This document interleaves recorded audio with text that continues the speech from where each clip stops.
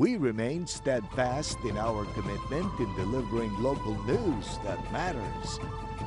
Stories that inspire. Enriching the lives of Filipinos in the Philippines and across the globe. This is your GMA Regional TV.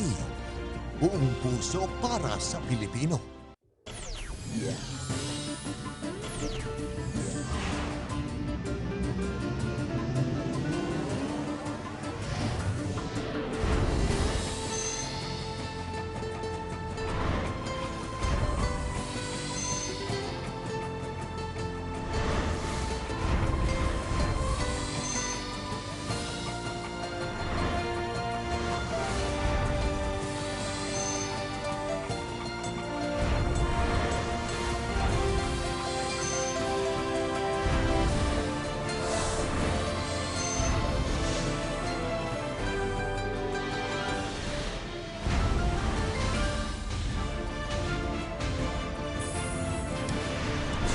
Kini ang GMA Regional TV Balitang Bisdak.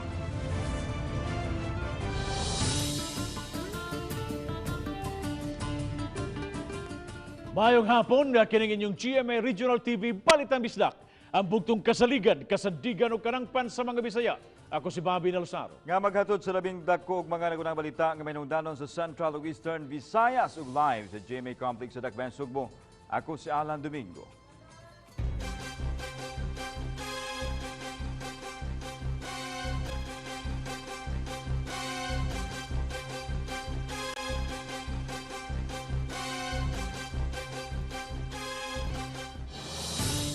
Misaka na sa 72 ang namatay sa pagkusukuso sa bagyong Odette sa lalawigan sa Bohol. Sa report sa probinsya, sukad sa alas 5 kagahapon sa hapon, labing daghang natala ang 12 nga namatay sa lungsod sa Ubay.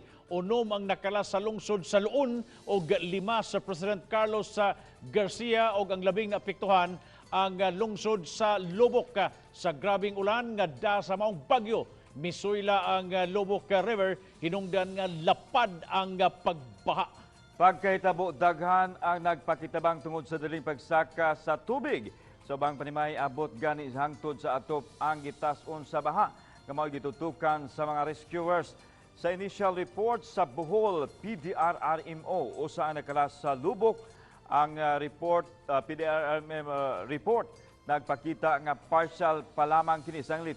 Dili tanang LGUs na kasumiter sa ilang datos gumikan sa problema sa komunikasyon. Hinabang ang panawagan karon sa mga grabing napiktuhan sa bagyong Odette. Hangyo nila moabot kanila ang ayuda. Ang detalye sa report ni Nico Serino.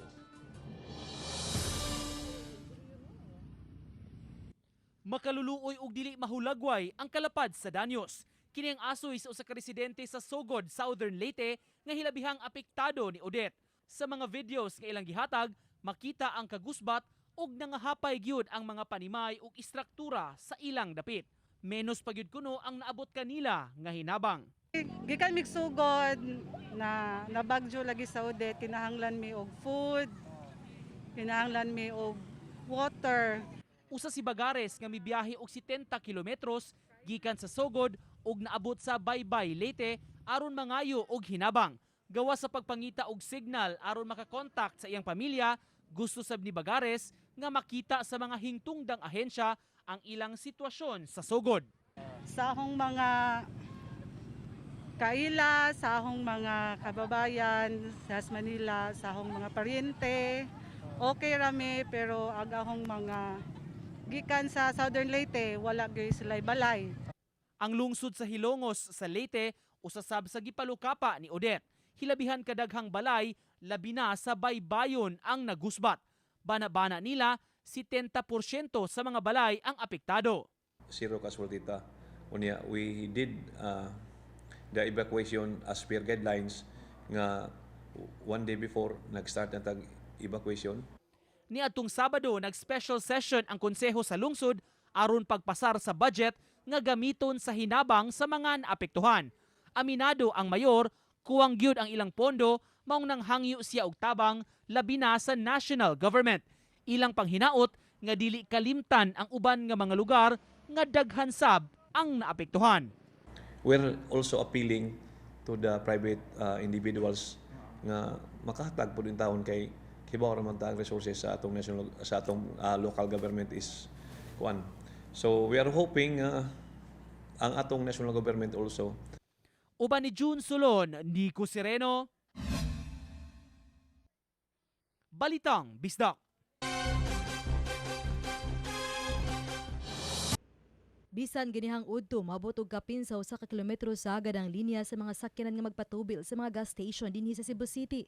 Gani bisan kun gisaradaan kining gas station diha sa General Maximum Avenue kay nagpaabot pa sa pa-refill. Naglinya gihapon ang mga nagpaabot nga makapagasolina. Napay mga tawo nga naglinya dala ang ilang galon. Nunot niini ni pahinumdum sa Cebu City Mayor Michael Rama sa mga tag-iya og nag-operate og mga gas station nga pasiradaan kun masakpang mag-overprice. Giso sinaw sa banggigong hoarding sa mga gasolina sa ubang mga tao. I just signed the price sa control council. Ikaduha, I will definitely again, because the national government been aware of things like this, they should come in. DTI should come in. And even task force close the business. Nasa BOE ana. Then on the part of the city government, close the business. Revoke the permit. Revoke mga sabat. Of course, we have to give them due process. Samtang nagpadala na usab ang kagamhanan og sulat hangyo ngadto sa mga gas station nga iprioridad sa pagpagasolina ang mga sakyanan sa gobyerno, water, electric utilities ug sa ilang mga subcontractor ug lakip na ang mga telecommunications. Kini alang sa ilang didali ang pag-ayo sa mga nangaguba nga pasilidad. People are at City Hall and they have their sakyanan ban private pagali. They're using it and that is in line with public service. Sa pagkakaron, busy na ang mga utility company sa pag-ayos ilang mga pasilidad. Laing hagit sa lokal nga kagamhanan mong paglimpyo sa mga basura, ilabi na ang mga naputol nga mga kahoy daplin sa daan.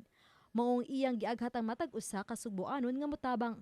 Samtang gipaybaw sa City Disaster Risk Reduction and Management Office nga sa bag-ong data miabot na sa 15 ang natalang nakalas tungod sa bagyong Odette. And CCMC also has reported to us yesterday that from their 10 p.m. to 6 a.m. shift on December 16, when the typhoon was at its peak, they were able to treat 266 injured that required suturing. Uba ni June Sulon. Ako si Famary Dumabok. Balitang Bisdak. 58 ang kumpirmadong namatay sa Negros Oriental gumikan sa kabangis sa bagyong Odette. Sa labing uwahing taho sa Provincial Disaster Risk Reduction and Management Council, ang labing daghang casualties naa sa Bai City, Manhuyod, Bindoy ug Mabinay. Ania ang uban pang mga dapit nga adunay natala nga casualties.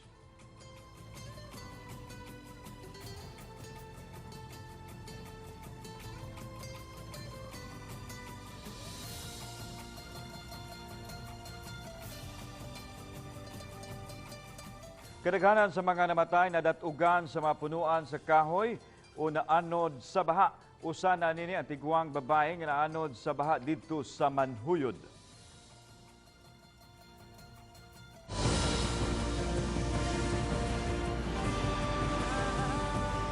Kini ang GMA Regional TV Balitang Bisdak.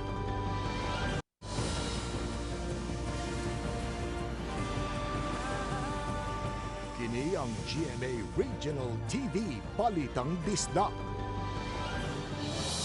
Taliwa sa kanisdanan nga nasinati karon, iyahay na lang og diskarte ang mga tao labi na ang lisod nga access sa mga basic services nunod sa epekto sa bagyong Odette. Ang uban mo biyahe pa og pipila ka oras sa makakita lang gyud og signal sa telepono og silang cellphone.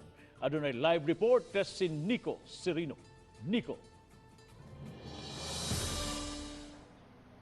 Yes, Bob, bisan sa mga pagsuway ang mga tao nang ngitag yung paagi aron makalahutay sa mga hagit karon mugna ni bagyong Odette. Sa Baybay, Leyte, dinhi sa Sabang Iskina Punpunan, nakadani sa among atensyon ang panagtapok sa daghang mga tao. Ihay og kuri-kuri sa ilang cellphone, makakita lang og signal. Tanan, pareho og katuyuan, maka-communicate sa ilang mga mahal sa kinabuhi ug mo-update sa ilang kahimtang. Kining grupo nga among naila-ila, gikan pa sa Sogod, Southern Leyte, ug 2 ka oras ang gibiyahe, makakita lang og klaro nga signal.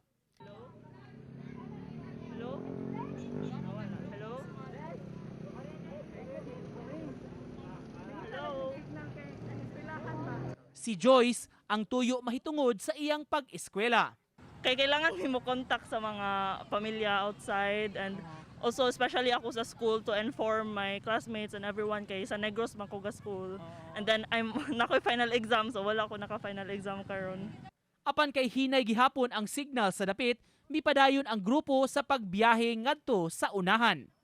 Samtang sa Tacloban City, himalitan kaayo ang mga generator sets. Nalakip ang syudad sa napagngan sa linya sa kuryente.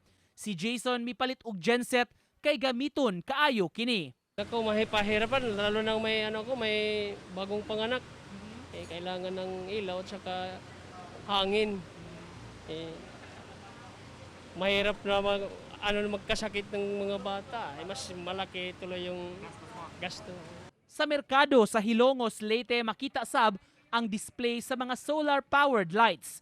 Daghan ang naninda niini ug himalitan sab gumikan sa brownout. Tag 100 ang labing barato nga flashlight ug 350 ang dako-dako. Lisod mo kay sa mo sir kay way kurente. Way suga. Pipila ka negosyo nga nagsalig sa kuryente ang wala na maka-operate. Sama niining laundry shop nga wa man hinuon mo balibad sa customer. Apan mi abiso nga dugay mabalik ang ilang palabhan. Siyempre nalulugi kasi walang kita, walang yung mga customer nagbaback off, umaalis. Dami na sana customer. Dami na sana. Sa Hilongos gihapon naagian namo kining panagtapok sa mga tao sa usa ka lending company. Aminado silang kinahanglan kaayo ang kwarta karon kay daghan kaayo gamitan.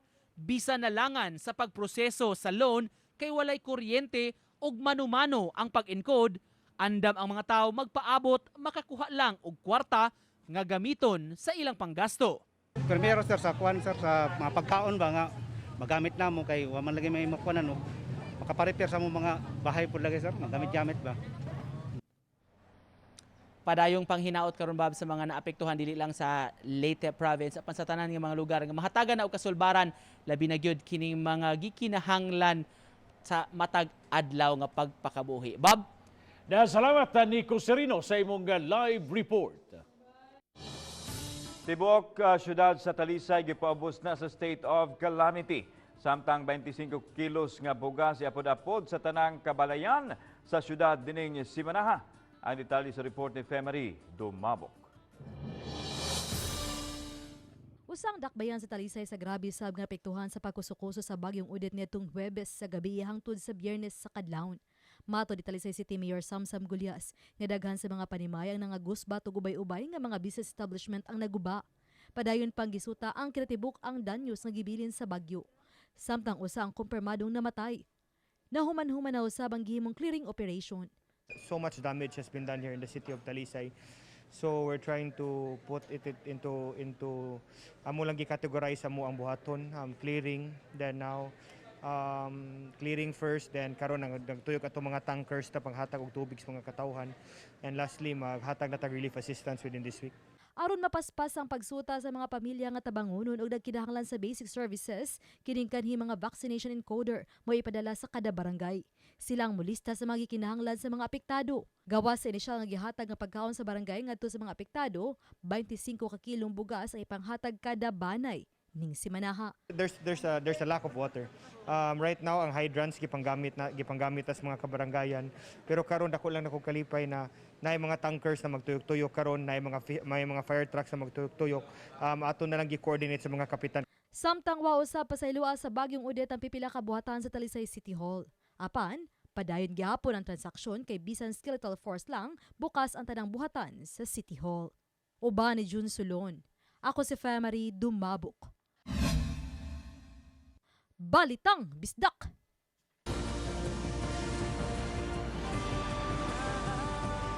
Kini ang GMA Regional TV Balitang Bisdak.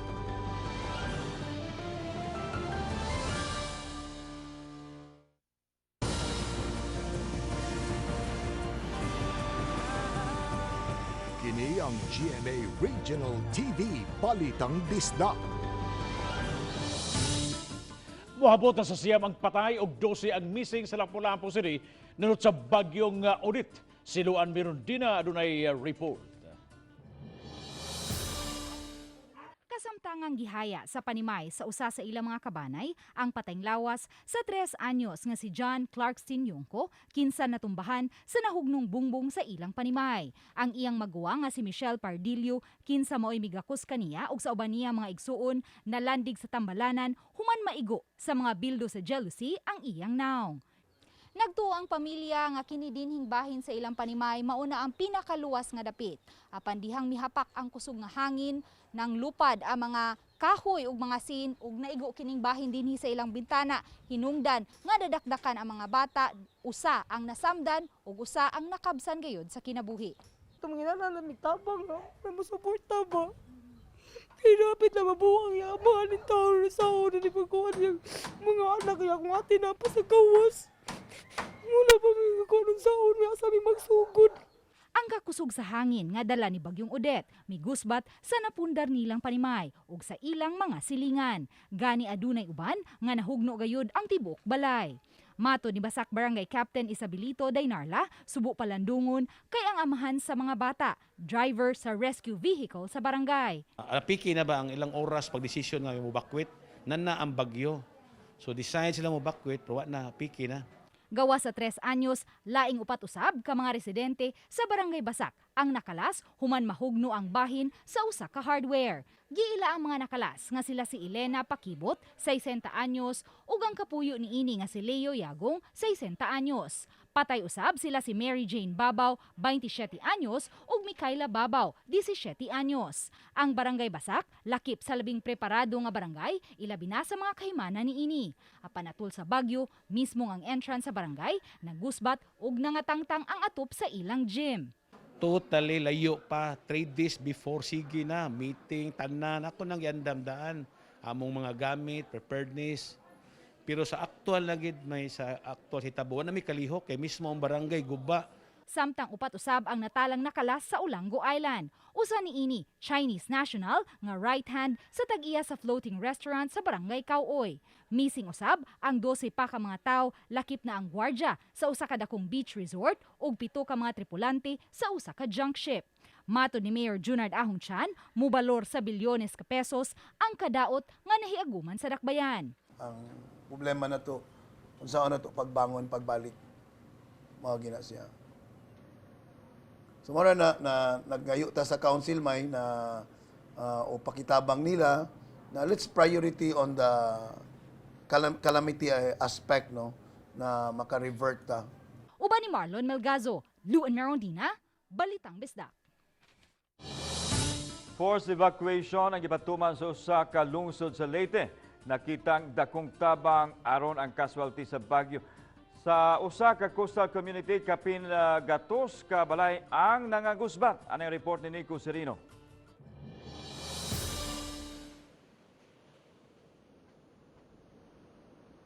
Luyo sa pino ug mikislap-kislap nga black sand sa lungsod sa Dulag, Leyte ang imahin sa komunidad nga naguba tungod sa bagyo. Sa barangay San Jose lang, 163 ka mga balay ang naguba gumikan sa paghapak sa mga dagku'ng bawd. Way nahimo ang mga residente kundili ang paghipos o pagsalbar na lang sa mga materyales nga mamahimo pang magamit. Ang uban kanila, busy na sa pag-ayom-ayom sa ilang mga panimay. Bisan temporary structure lang, basta dunay kapasilungan. Nanginayang. Pero mas walang buhay na nawala. Yun ang pinaka-importante. Di bale yung bahay, pwedeng makagawa ulit. Pero yung buhay, yun ang mahirap. Wala nga kami maano sa Pasko. Mahirap ang isda. Niadtong usa ka adlaw nang hatag ang DSWD ug assistance sa mga apektado sa kalamidad. Matud sa kapitan, wala pa ang bagyo na evacuate na ang mga residente. Mga tao, na-evacuate muna namin bagong mangyari yun. Dinano muna namin sa evacuation center dito sa malapit sa mga school at National High School. Ang lungsod sa Dulag dunay gipatuman nga forced evacuation ordinance kada dunay nagsingabot nga bagyo. Sa mga danger zones, dili mamahimong magpabilin bisan kalalakinan, tanan gyud ipa-evacuate. We enforced the forced evacuation ordinance of the municipal government enacted before Yolanda. That is the very reason why even Super Typhoon Yolanda wala kaming casualty along the coastal area. Sa tibok lungsod, 11 sa 45 ka mga barangay ang apektado sa bagyo. Samtang sa uban pang kalungsuran sa Leyte Province, maaninaw ang halapad nga danyos nga mugna ni bagyong Odette. Naglakip kini sa nangatumba nga mga kahoy, mga balay nga daw gilampurnas sa hangin ug uban pang gibiling timailhan sa giingong labing kusog nga bagyo karong tuiga. Uban ni June Solon, Nico Sereno, Balitang Bisdak. Pagkasyon og tubig sa Dakbayan sa Mandaue himuon na matag hapon. Gischedule kini gikan sa 1:00 hangtod sa 4:00 sa hapon sa mga barangay halls. Ang kabarangayan gi-cluster sa laing-laing grupo o may fire trucks na nga nasahin aron muhatod sa tubig. Samtang sa mga hubakon nga kinahanglan og nebulizer, aduna sila maggamit dito sa Mandaue City Command Center. Giawhag lang ang mga nakinahanglan nini nga magda sa ilang kaugaling medication. Aduna usay nurse nga mo assister kanila sa mga magkinahanglan nga mogamit og nebulizer.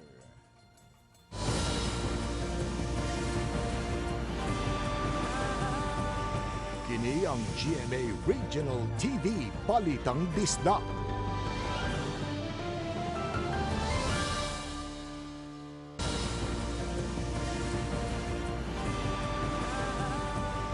Kini ang GMA Regional TV Balitang Bisdak.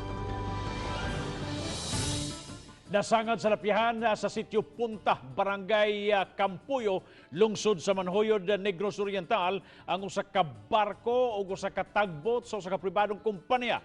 Nagda sila sa dakong baod sa diyang migo ang bagyong Odette Huwebes sa gabi. Gibayo o dagkong kusog nga mga baod ang maong barko o tugboat maong nadagyod sila sa Pangpang. Matod sa Philippine Coast Guard, ang mga kapitan sa MT Patriot 3 o sa tugboat nga Ecology Marine Corporation Incorporated ni pahibaw kanadto sa mutago sila sa mong lugar. Apan wa makaya ang angkla sa barko o sa tugboat ang dagkong mga baod. Luwas na hinoon ang 13 ka mga tripulante o opisyal sa barko ingon man sa tugboat. Gisiguro usab sa Coast Guard nga way miawas nga krudo sa lugar nga nakadaot o makadaot sa kalikupan.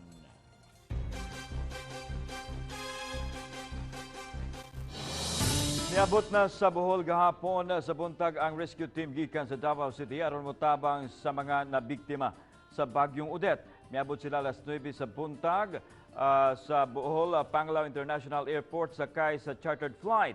Gisugat sila ni Bohol Second District Representative Erico Aristotol Omintado, si Manuel Haldon, Pangulo sa Davao City Central Communication and Emergency Response Center o Davao City Central 911 ang nanguna sa 109 sa mga tao mipakita sa interes kamotabang. Nagdala sila og rescue equipment, medical supplies, pagkaon og tubig. Sila ang first contingent kamitabang sa mga bulanon o gideploy sa nagkalain-laing lungsod sa Central 911. Gilusad ni atong 2002 alang sa emergency calls for criminal incidents ug police assistance. Si Odette ang usa sa labing kusog nga bagyo nga miigo sa Bohol. Diin 50 ang namatay ug libuan ang nawad-an og mga panimay. Tungod sa panginahanglan sa kuryente, mga residentes Lapu-Lapu City midagsa ngadto sa City Hall aron na maka-charge silang cellphone.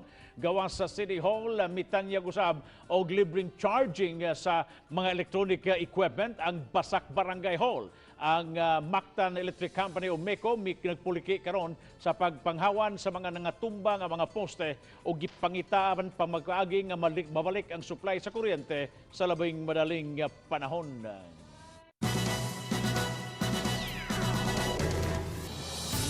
Taliwa sa kadaot nga nasinati dala sa bagyong Odette, medyo mamahimong Merry Christmas ang Pasko nining tuig sa tanang mga kawani sa Cebu City Hall. Bakunado man o dili, tanan makadawat sa ilang Christmas bonus karong Huwebes. Kining human, may voluntaryo ang mga kawani pagserbisyo atol sa clearing o cleanup drive sa mga gibiling basura sa Baguio. Hinoon, kinahanglan nga dunay pirmahan nga kasabutan nga magpabakuna sila sa sunod tuig. Samtang ugma sugda na usab ang pagpanghatod sa financial assistance sa mga senior citizen o PWD sa Sugbo, vaccinated man o unvaccinated. Pangutana, kunya katong dili magbakuna ay simple ra.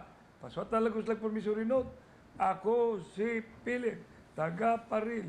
Pasalamat sa city government. O musad mi, basin na lang sunod tuig.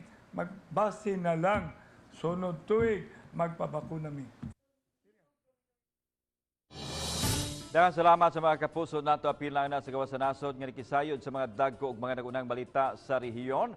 O gikan namong tanan dinhi sa Central ug Eastern Visayas. Ako si Alan Domingo. Ang inyong balita, ang among balita, kay matag lokal nga balita, mahinungdanon. Kining inyong GMA Regional TV, Balitang Bisdak. Buong puso para sa Pilipino. Ako si Bobby Nalsaro. Og 5 ka adlaw na lang yun, sa dili pa ang Pasko.